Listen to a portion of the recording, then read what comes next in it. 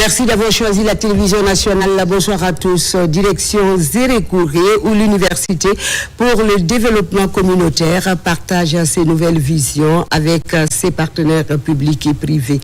Créée il y a plus de 25 ans dans le but d'accélérer le développement de nos communautés, elle ambitionne la création d'une filière aérospatiale à partir de 2026. L'objectif est de révolutionner plusieurs secteurs de développement, nous dit Lancé Kamisoko. On l'écoute.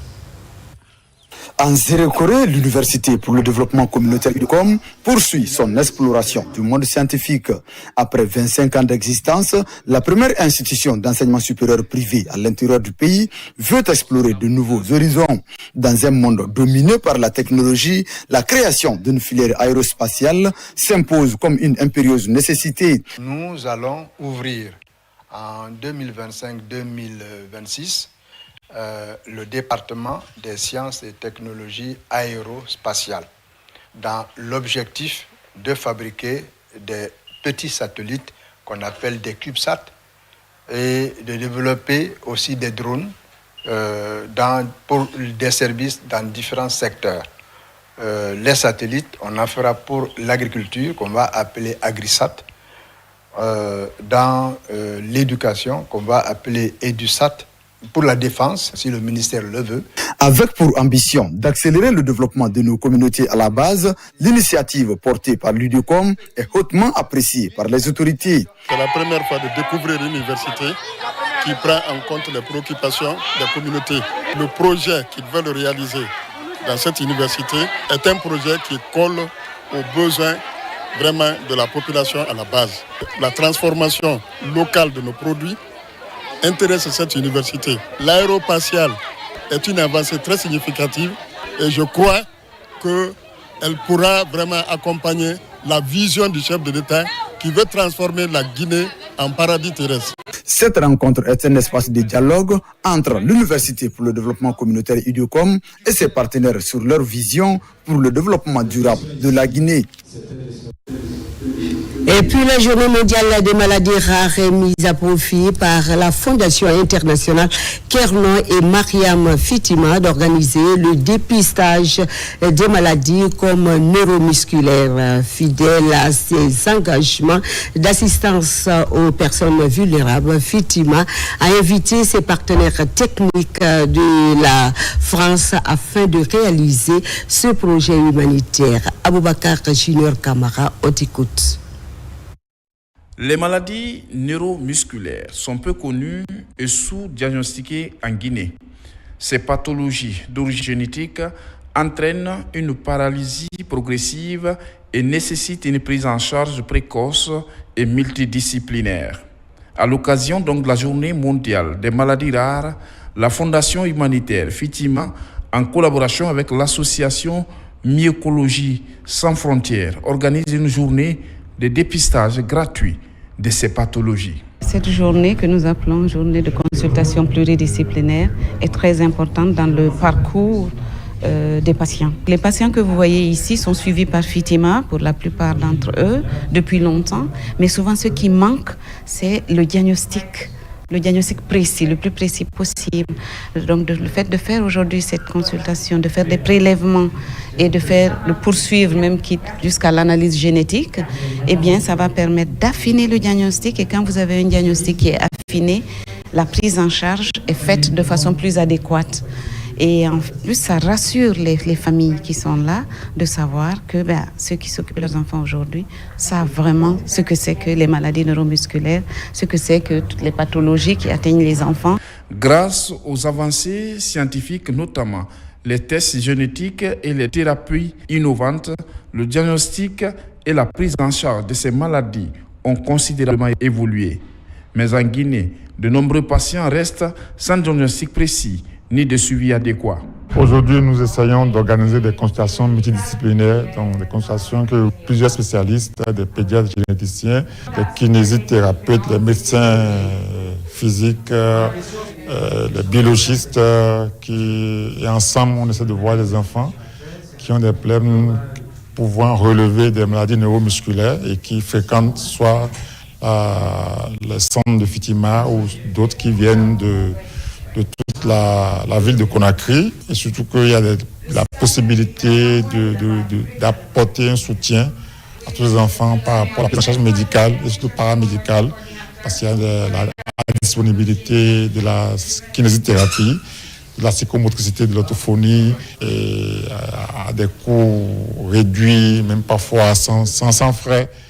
Et je pense que c'est une chance pour la Guinée d'avoir ces genres d'activités, de manifestations pour soulager la peine de nos populations.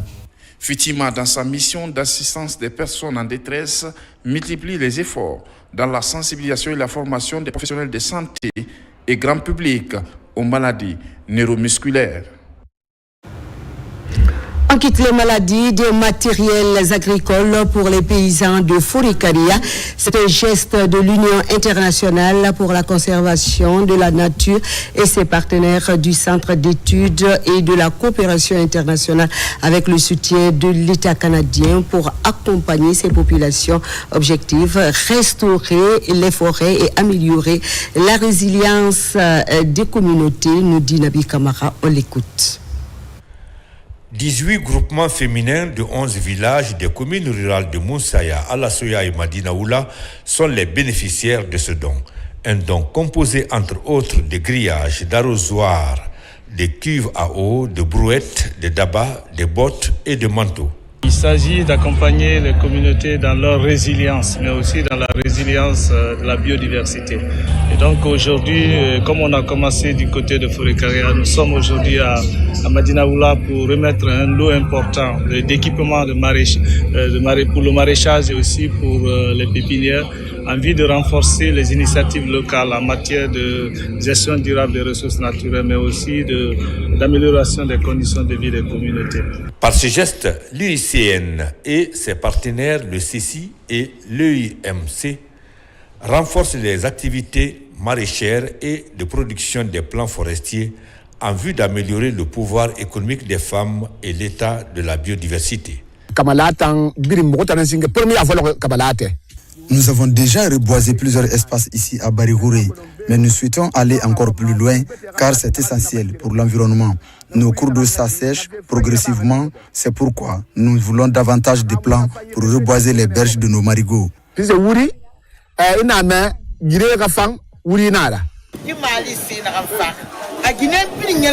Nous sommes très reconnaissantes pour ce soutien et tenons à vous assurer de notre engagement. Nous sommes un groupement de 86 femmes prêtes à nous mettre immédiatement au travail dès votre départ.